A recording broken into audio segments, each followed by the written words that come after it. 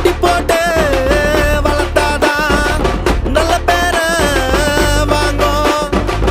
அடிக்காம வளர்த்தாக்கா அது கைய ஓங்கும். அடிய போட்டாதான் அடிப்படை இல்ல அனைத்துமே நடக்கும். அதை குட்டிய போட்டானா குட்டி கடை இல்ல அடி தட்டி நடக்கும். நம்ம நடைய கட்டுனா நடக்கவே கூடாதது எல்லாமே நடக்கும். நம்ம தொடைய தட்டுனா அத ஒரு அத்தாரிட்டி வந்து தடுக்கும். அடி போட்டு வளர்த்தாதான் நல்ல பேர வாங்கும். அடிக்காம வளர்த்தாக்கா அது கைய ஓங்கும். ஐ